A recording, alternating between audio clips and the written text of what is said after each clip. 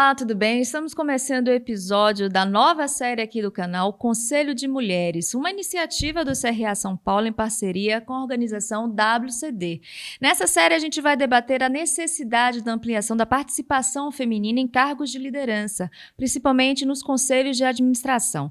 Então, aqui na série eu vou conversar com administradoras que também são conselheiras e integrantes da organização WCD Brasil. Bom, hoje aqui minha convidada é a administradora Cecília Andreucci, que é mestre em práticas de consumo e doutora em ciência da comunicação. Ela também é integrante de conselhos de administração, de comitê de auditoria e líder de comitê ASG. Atua nas empresas Guararapes Painéis, Grupo Boticário e Grupo Rota Oeste. E é uma das integrantes da organização WCD. Tudo bem, Cecília? Seja muito bem-vinda. Muito obrigada pelo convite, tanto ao CRA como ao WCD, e por essa acolhida, por estar me recebendo aqui hoje para esse bate-papo. Imagina, a gente que agradece. E que bom que a gente está com você aqui, porque você é uma das referências. Quando a gente fala em liderança feminina em conselho de administração, a gente sempre tem seu nome na lista. Então, eu gostaria que você falasse um pouco para a gente como é que você se sentiu quando participou da sua primeira reunião de conselho, como era o ambiente, tinham outras conselheiras na mesa? É interessante essa sua pergunta, porque apesar, né, das estatísticas não serem muito favoráveis às mulheres quando a gente está falando em assento de conselho, o meu início de carreira como conselheira, eu tive o privilégio de estar em 2 conselhos logo no início e os 2 tinham outras mulheres no conselho.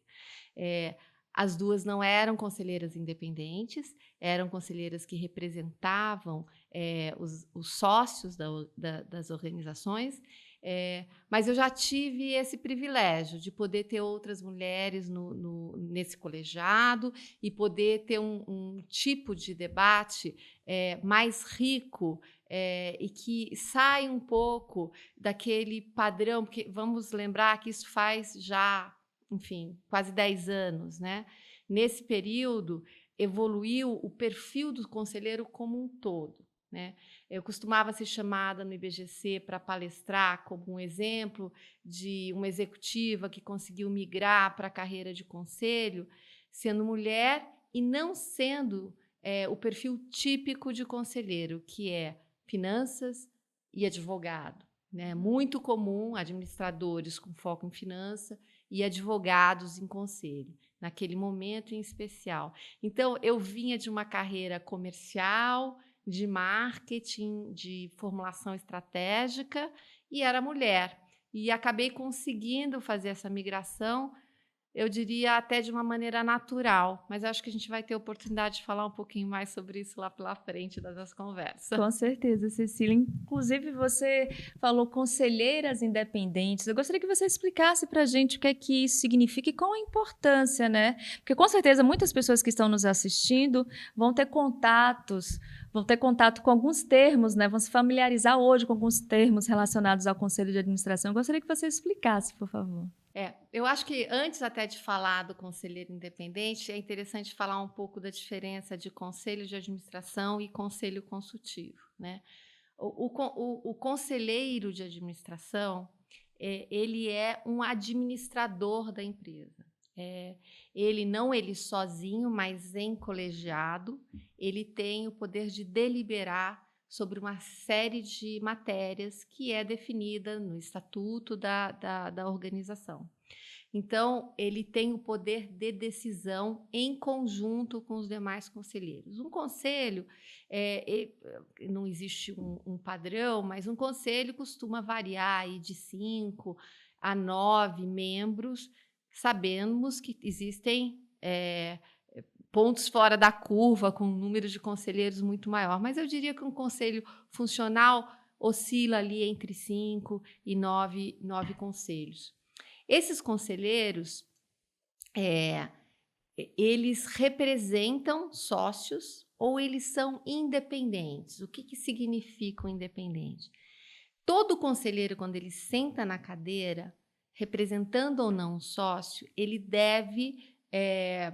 tem o dever de lealdade, de diligência com aquela organização, o que é melhor para a organização, não para um sócio ou outro sócio. O independente, não tendo vínculo nenhum com nenhum sócio, existem critérios para definir o que é um membro independente do conselho.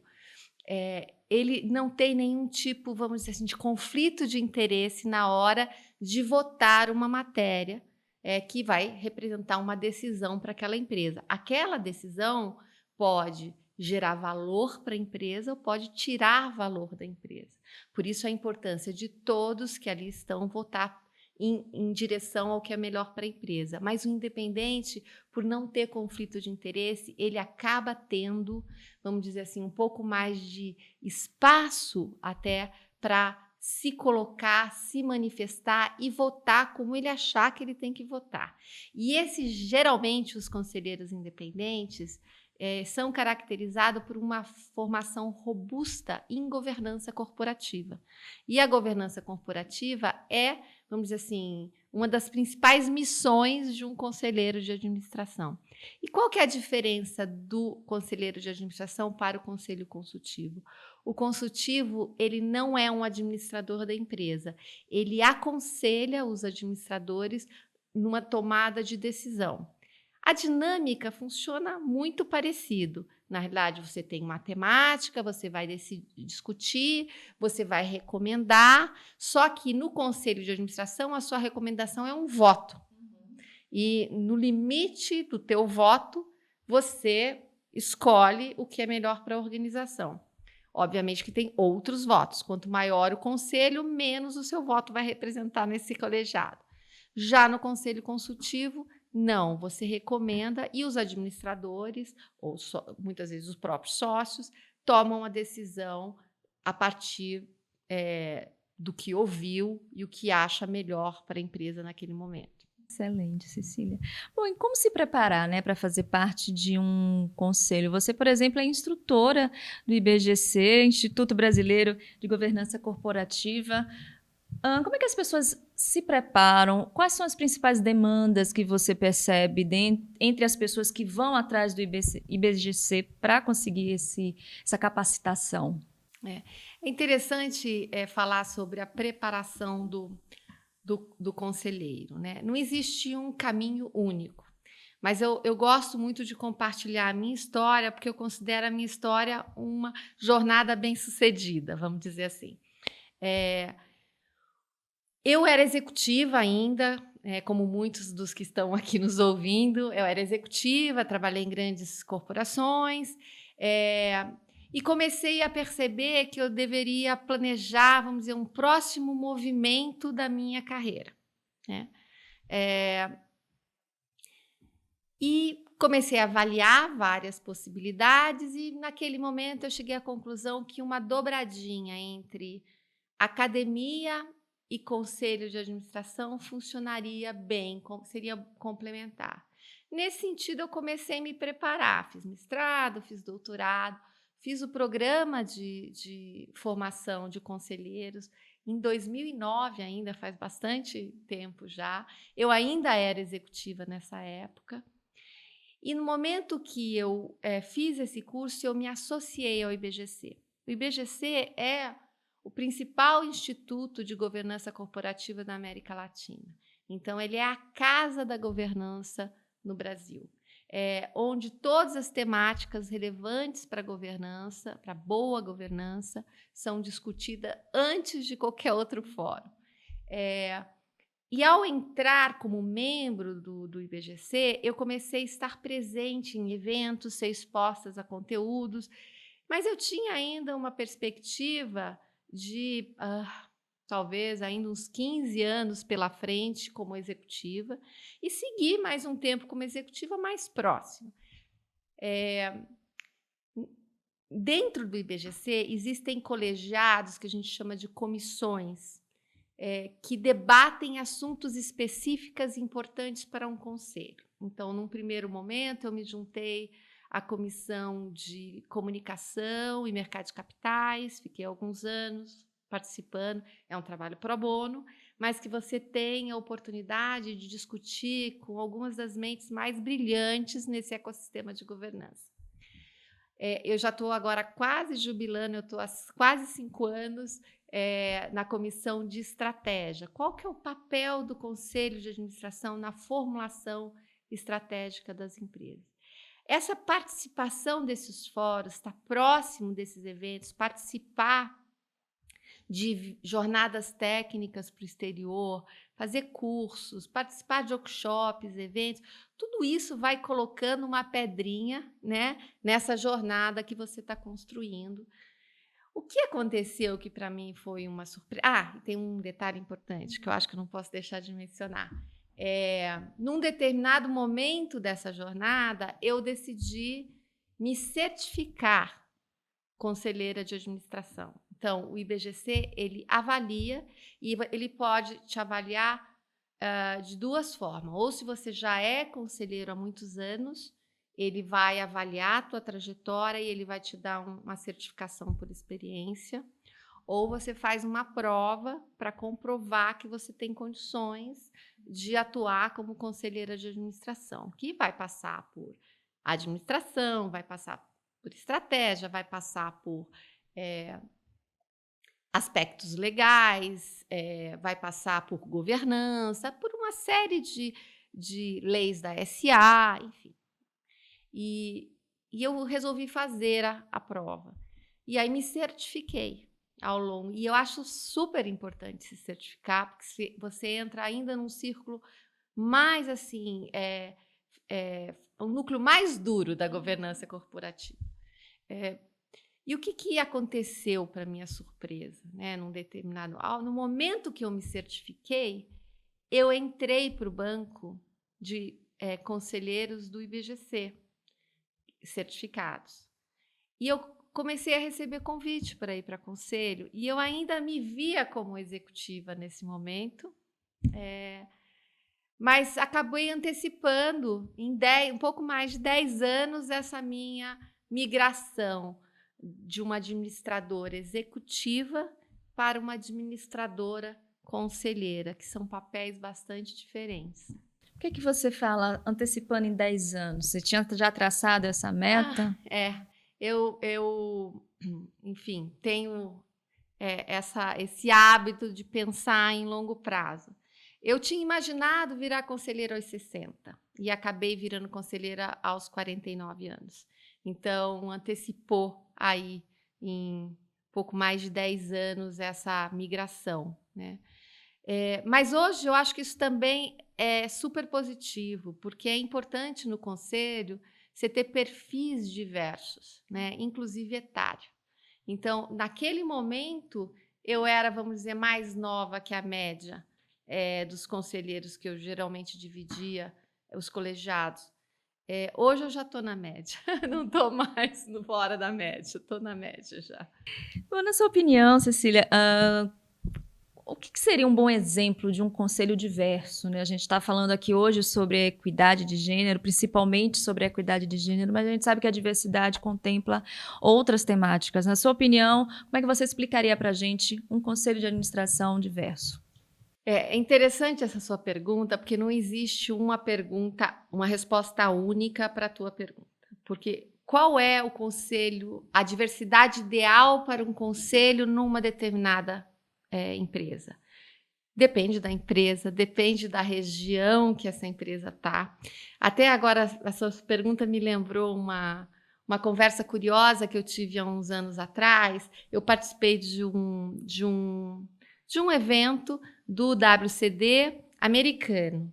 Eles sempre nos convidam para participar de eventos, e eu participei de um evento que era uma discussão específica sobre uma determinada temática, e uma das membros do WCD me escreveu pelo LinkedIn querendo bater um papo.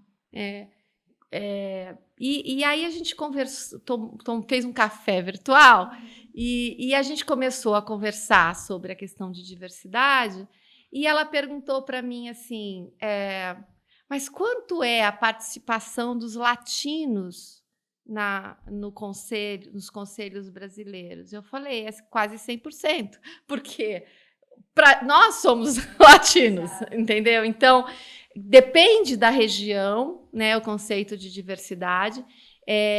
Depende do negócio que a empresa está. Por exemplo, um conselho de uma organização que lida com o mercado eminentemente feminino, não tem justificativa alguma para não ter uma mulher no conselho. E muito pelo contrário, ela provavelmente está deixando de, vamos dizer assim, alavancar a qualidade decisória desse conselho por não ter mulher ali, porque a mulher, naquele caso ali, ela é parte não só, vamos dizer, de uma inteligência coletiva da liderança dessa organização, mas ela também entende os anseios, os desejos, as tendências desse consumidor da empresa.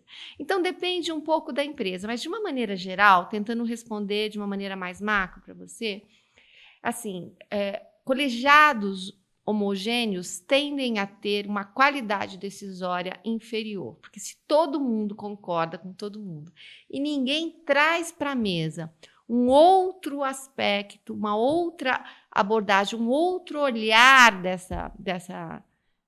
da discussão que ali se tem, a chance de você tomar uma decisão sem avaliar tudo que está na mesa é muito grande.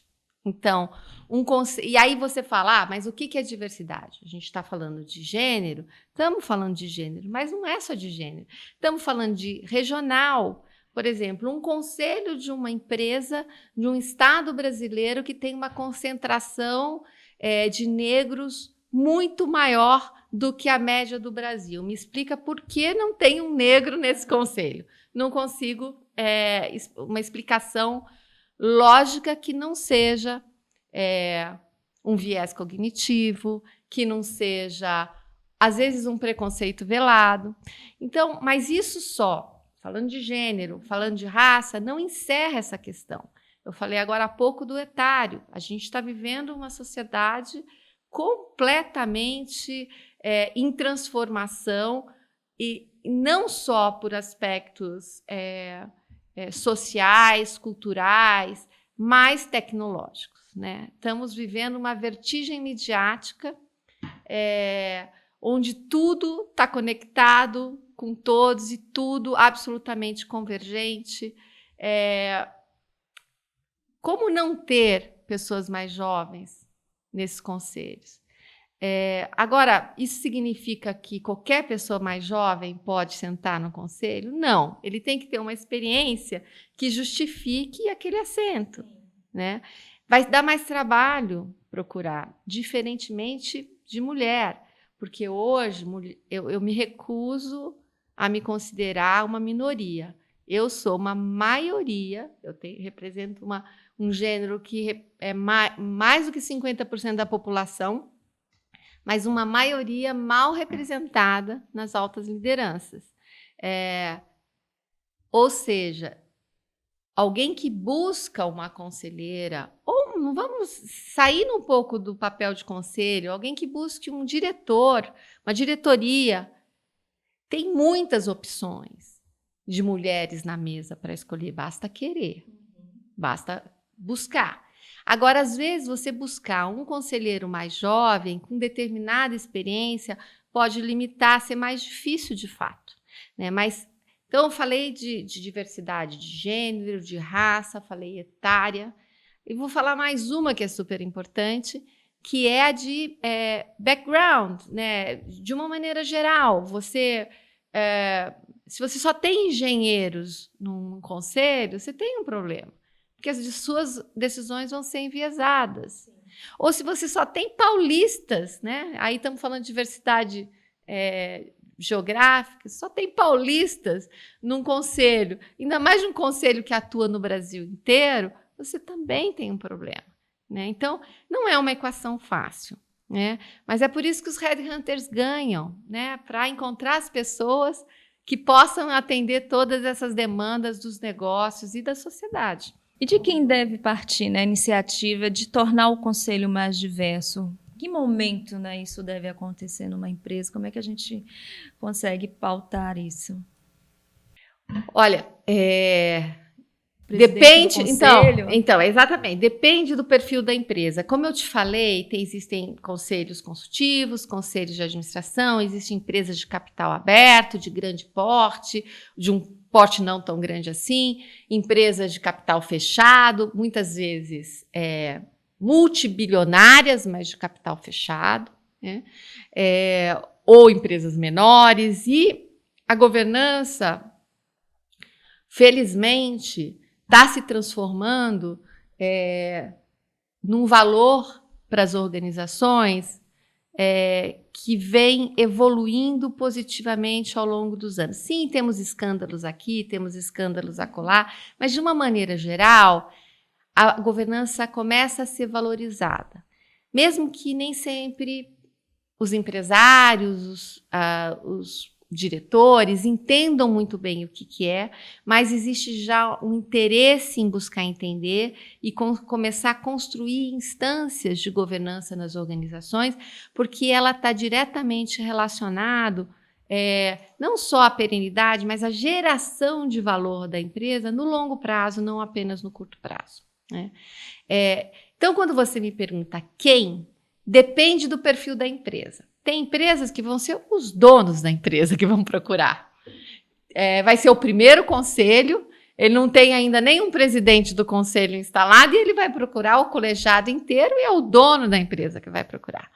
Tem empresa que é tão estruturado que tem um departamento de gente, né, que vai, RH, que tem uma estrutura específica para buscar alta liderança, e ele vai suportar essa busca, né? Muitas vezes é o presidente do conselho, e muitas vezes são os demais conselheiros. E eu diria que talvez a maioria das vezes são os colegas de conselho, de colegiado, que, quando tem uma posição aberta, são os primeiros a serem perguntados: vocês têm alguém para indicar? E a indicação ainda representa, conversando com o Headhunter algumas semanas atrás, a indicação ainda representa mais de 90% da forma de acesso a essas vagas. Então, indicação é muito importante. Então, por exemplo, hoje eu estou na Guararapes, em 3 colegiados na Guararapes. Então, eu estou no Conselho de Administração, eu lidero o comitê, que lá a gente chama ASG em português, e sou membro do Comitê de Auditoria. Quem me indicou para essa posição? Um ex-colega de conselho no meu primeiro conselho, no Grupo Sol Panambi. Ele me indicou, procuraram por ele para essa posição, ou seja, a primeira busca foi por um homem. Aí ele falou que não tinha mais condições de assumir nenhum assento, perguntaram uma indicação e ele me indicou. Então, indicação é super importante. E quem que a gente indica, geralmente? A gente indica quem a gente viu em ação. E aí começa um dos problemas das mulheres em conselho. Por quê? Como elas também não são muitas como CEO, não são muitas no C-Level, acaba que, na hora que você faz a migração para conselho, não tem tanta gente que trabalhou com você, te viu atuando para indicar. Mas eu queria te dar uma dica. Uma colega, eu estava num painel sendo entrevistada há uns meses atrás, né? E ela contou uma história que eu achei fantástica. Que ela falou o seguinte, que ela estava num conselho, vagou uma posição. Todos os conselheiros foram solicitados a trazer nomes possíveis para assumir essa nova cadeira. No dia que foram apresentar os nomes, todos os conselheiros apresentaram homem, homem, homem, homem, homem, homem, homem. Quando ela foi apresentar a lista dela, só mulher. E aí perguntaram para ela: mas você tem preconceito contra homem? Ela falou: mas eu não te perguntei nada para vocês quando vocês apresentaram só mulher. Então, eu acho ilustrativa essa história, porque significa o seguinte, que você precisa trazer as mulheres à tona, você precisa colocar na mesa, você precisa exigir que em cada um dos processos de seleção para o conselho tenha candidatas mulheres. Nem sempre vai ser possível escolher a mulher, porque às vezes na combinação de fatores que se espera, eu estou procurando um conselheiro que tenha muita experiência em formulação estratégica, já tenha tido responsabilidade por Profit and Loss, que tenha também experiência em inovação, que tenha também... É um conjunto, cada posição de conselho se espera um conjunto vamos dizer assim, de competências para complementar as demais que já estão na mesa. E às vezes você não consegue combinar todas essas exigências com o nome de mulher. Mas é importante uma puxar a outra. Exatamente. E não pode ter vergonha de trazer, né? Porque isso é uma coisa curiosa que eu lembro, décadas atrás, na minha vida de executiva ainda, as mulheres que conseguiam subir a uma posição de destaque, elas meio que ficavam quietinhas lá naquele Olimpo, já que eu consegui subir, cada uma que cuide do seu quadrado. Exatamente.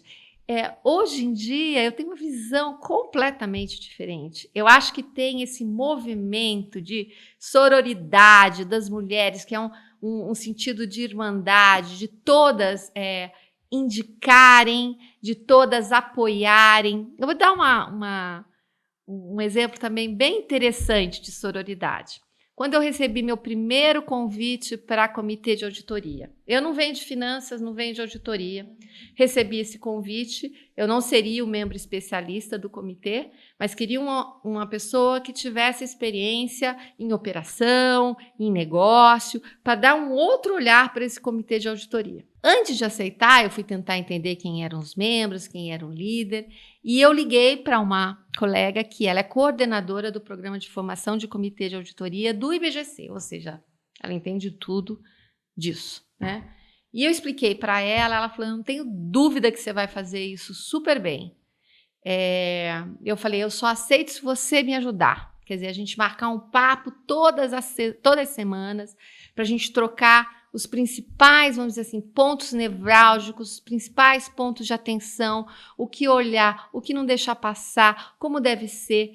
E ela falou, tudo bem, só que eu também quero migrar de comitê de auditoria para conselho de administração, eu quero que você me ajude a me preparar para fazer esse movimento. E fizemos isso por meses. Isso é sororidade, entendeu? Isso é muito bacana, eu vou ser eternamente grata a ela. Acabei sendo indicada, inclusive, para outro comitê de auditoria, pelo coordenador do primeiro comitê, ou seja, estou me saindo relativamente bem. Ai, que bom, Cecília, que bom ver você compartilhando com a gente, né, suas experiências. E eu gostaria de trazer aqui para o nosso programa uma reflexão sobre a tecnologia. A gente fala muito aqui no nosso canal sobre a tecnologia, o impacto da tecnologia na sociedade. Você, como um especialista, né, em marketing e mercado, eu gostaria de saber como é que você está vendo a tecnologia hoje, nessa relação, né, marca, consumo, cliente. O que é que você prevê para o futuro, né? Como é que você acha que as pessoas vão estar inseridas nesse processo? Essa é uma pergunta, né, super importante. E que eu acho que deveria ser feita cada vez mais para todo profissional que atua no mundo dos negócios, né? Antigamente tinha uma coisa de falar aquele profissional é um profissional de tecnologia. Hoje em dia, eu acho que isso não cabe mais. Todos nós somos de tecnologia, porque todos os nossos processos, todos os nossos... nossas estruturas, nossos sistemas estão todos sendo afetados pela tecnologia e isso vai acelerar ainda mais. A semana passada eu participei de um painel sobre o impacto da inteligência artificial, né, no mundo dos negócios e o papel do conselho em relação a isso. E uma coisa interessante, enfim, eram 3 debatedores, eu estava moderando. Uma coisa interessante que a gente trouxe é que a gente tem o CEO do Google dizendo que a inteligência artificial é tão relevante como a descoberta do fogo. Você tem um Bill Gates dizendo que isso é tão importante para o mundo como foi a criação da internet. Você tem um R. Kissinger com 100 anos dizendo que isso é tão importante para a humanidade como foi a criação da imprensa, né, da escrita. Ou seja, são cabeças brilhantes que reconhecem o impacto da inteligência artificial não só nos mundos dos negócios, mas na sociedade como um todo. E isso está sendo impactado no dia a dia, né? Então, quando você fala de consumidor e marcas, né? A tecnologia ela está impactando desde o desenvolvimento do produto até o uso do produto, até o próprio consumo desse produto. Toda a cadeia de valor ela está sendo digitalizada, integrada, potencializada pela inteligência artificial. E as empresas que não perceberem isso vão ficar para trás. Então, não há mais espaço, de fato, para não discutir em conselho o impacto da inteligência artificial ou a transformação digital. Não existe, né, falar em inteligência artificial se a gente não falar de transformação digital. Tem que ter primeiro a transformação digital ou simultâneo, né? Tudo indo acontecendo. Mas se só usa a inteligência artificial a partir de uma coisa que é digitalizada, senão não faz sentido, né? E todos os processos da organização estão sendo afetados, né? Então, eu vejo empresas de bens de consumo comprando empresas de inteligência artificial aplicada à logística, porque isso vai... Tá, exatamente. Então, a pergunta que fica, né, para os conselheiros, né, quantas pessoas de tecnologia tem na sua organização? Quantos deles são seniors? Quantos deles são fundamentais para o negócio? Se a resposta for um número insignificante, há um problema. E isso precisa... esse bode precisa entrar na sala do conselho. Eu não sei se eu te respondi. Não, respondeu, se eu ainda até complementar falando da importância também, na verdade, do impacto na cultura organizacional, né?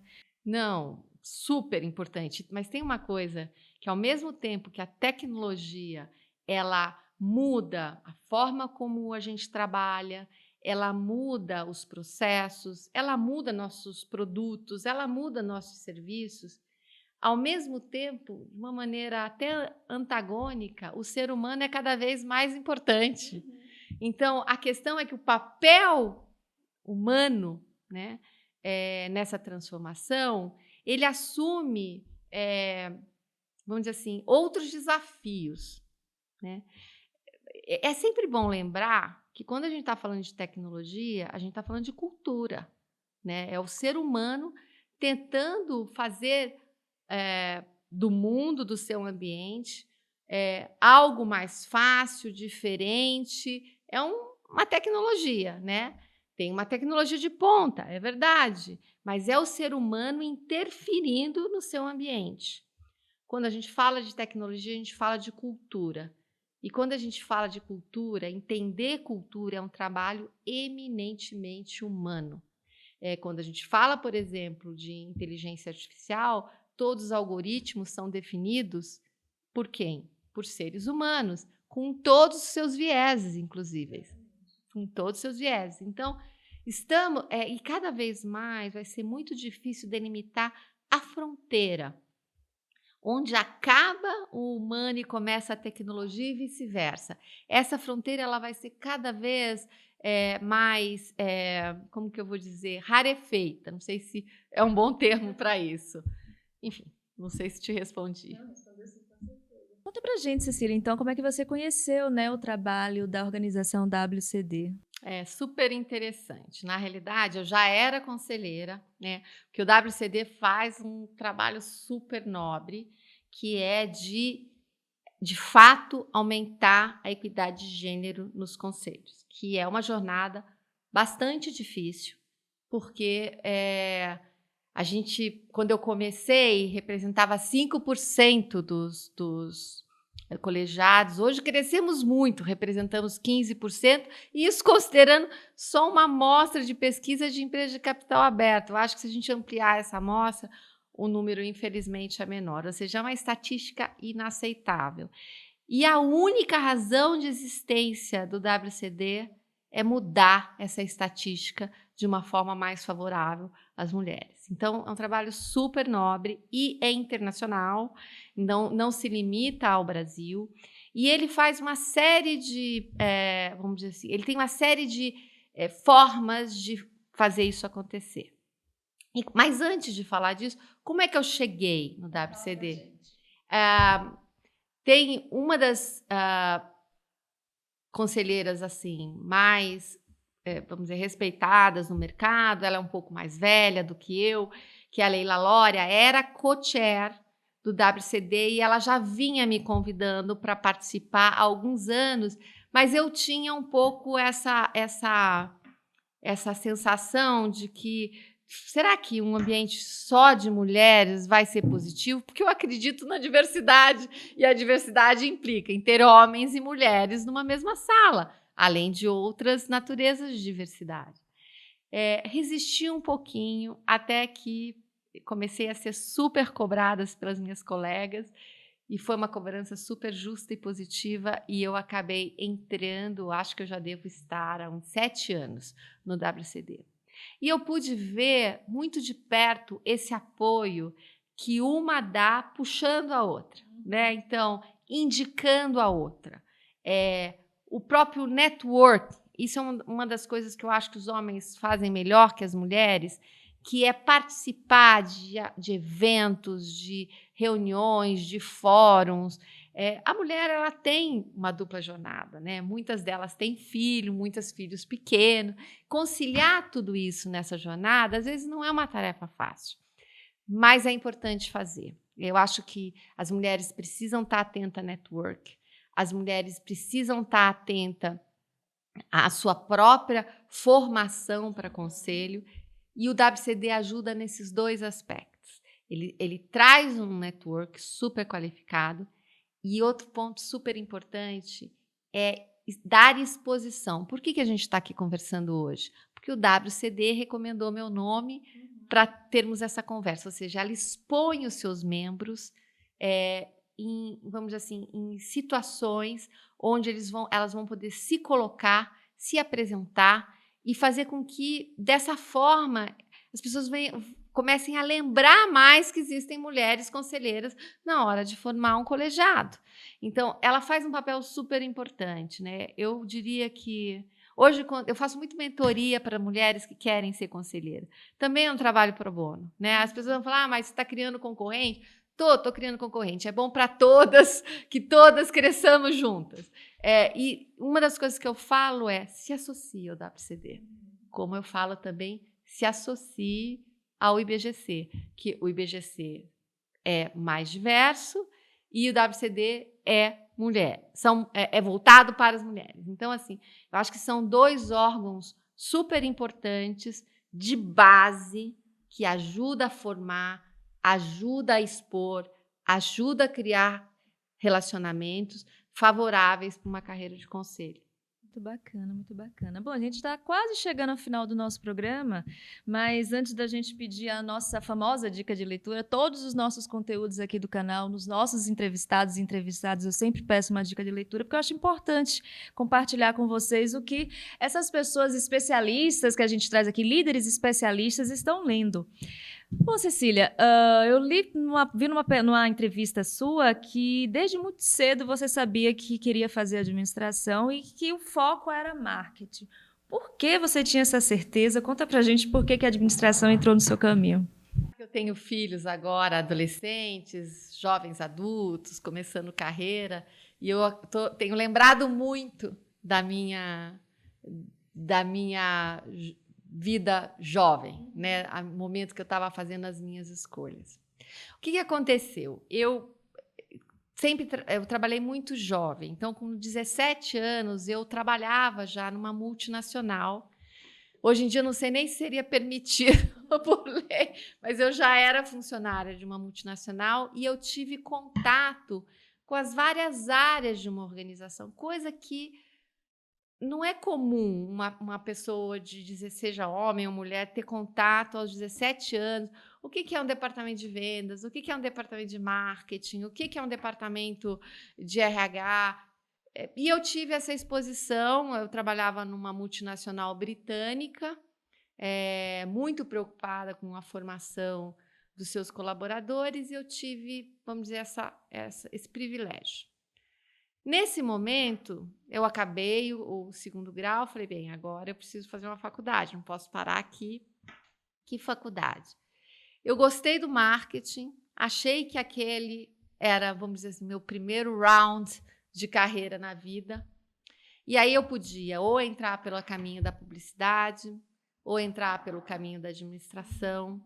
E eu cheguei à conclusão que a administração, ela abre uma infinidade de portas que, se por acaso você se enganou aos 17, 18 anos da carreira que você escolheu, você certamente, ainda assim, tendo feito administração, você vai poder se aproximar do que você quer, do que você gosta. Ah, você gosta de bicho? Tudo bem, você pode administrar um hospital veterinário. Ah, você gosta de moda? Você pode administrar uma marca de moda. Ah, você decidiu que não é moda, não são animais, não é finanças, mas você chegou à conclusão que você gosta da área de saúde. Tudo bem, você pode trabalhar na administração de um hospital sem fazer medicina, entendeu?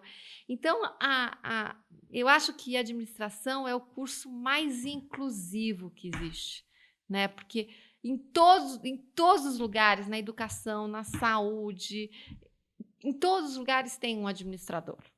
Então, é muito inclusivo. Então, eu fiz isso, eu acabei fazendo administração, depois eu fiz pós em marketing, eu trabalhei na área de marketing muitos anos, depois eu fui trabalhar na área de vendas, depois eu fui trabalhar com estratégia, em consultoria, e comecei a me preparar para essa fase da governança, que hoje eu se dedica totalmente. Eu me dedico totalmente a conselho e governança corporativa. Excelente. Eu acho que essa foi uma das melhores definições que a gente teve sobre a profissão de administração aqui no nosso canal. Muito bacana a gente poder trazer isso para vocês. Bom, como eu prometi, a nossa dica de leitura agora, né, Cecília? O que é que você separou para a gente? A gente estava conversando aqui nos bastidores, a Cecília é uma leitora voraz, né? Podemos dizer assim. Ficou até difícil, né, de escolher um título para a gente. Esse que é o problema, né? Na realidade, eu gosto muito de ler. A gente está aí no primeiro semestre ainda, eu já li mais de 20 livros. Gosto bastante de ler, algo que... E li muito por conta do mestrado, li muito por conta do doutorado, li muito por conta do trabalho, mas eu tenho dedicado um tempo para leituras que fogem desse universo utilitário, né? Eu tenho dedicado um tempo para outras leituras que me abram outras lentes, outras perspectivas do mundo.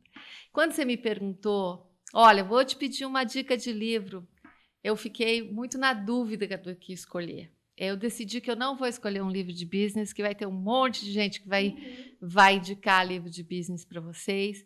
E, assim, a gente vive hoje um momento, vamos dizer, de muita fragilidade, né, de valores. A gente tem visto, né, uma série de situações humanas que o ser humano não precisaria passar por elas, né?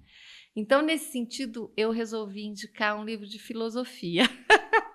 E eu estou indicando um livro que se chama O Pequeno Tratado das Grandes Virtudes, que eu acho que a gente está num momento que trabalhar as nossas virtudes não tem nada mais importante. Ela vai beneficiar a nossa vida familiar, que para mim é o que eu tenho de mais importante na vida, a nossa vida social, a nossa vida profissional. Acho importante a gente lapidar as nossas virtudes. Então, eu deixo essa dica, que é do André Comte Sponville. Eu acho que, para quem gosta de filosofia, certamente pode ser uma boa escolha. Muito obrigada pela dica e muito obrigada, né, por você ter aceito o nosso convite, essa nova série, como eu apresentei, Conselho de Mulheres. Muito obrigada, Cecília, por você estar aqui com a gente, compartilhando um pouco da sua experiência, um pouco da muita experiência que você tem. Eu fico super feliz de ter sido convidado. Eu espero ter representado, de certa forma, bem as minhas colegas de conselho. Existem várias que são incríveis, admiráveis. Eu sei que muitas virão aqui, inclusive, participar desse projeto. E eu gostaria que houvesse mais projetos como esse, né? Que houvesse mais oportunidade de dar visibilidade para todos esses talentos escondidos que a gente tem hoje no mercado. Muito obrigada. Imagina, a gente que agradece. Quem quiser continuar te seguindo, né, depois aqui do nosso programa, quem ainda não te segue, onde é que te encontra? Eu tenho uma plataforma digital que eu sou bastante ativa, que é o LinkedIn. Eu acolho todos que me procuram. É só procurar Cecília Andreucci, ou Cecília Conselheira. Eu tenho alguns milhares de seguidores que me acompanham. Eu posto mais quando eu estou com mais tempo, quando há algum espaço na agenda, eu costumo dividir. Mas eu sou bastante ativa lá. Podem me chamar, tanto para um contato direto, quanto um diálogo a partir de postagens que eu ou os meus seguidores fazem. Muito bacana. Mais uma vez, obrigada. E eu quero agradecer a vocês que estão aqui conosco, né, em mais uma empreitada aqui do nosso canal, essa série tão especial que a gente está realizando em parceria com a organização WCD. Eu espero todos no próximo episódio da série Conselho de Mulheres. Tchau, tchau.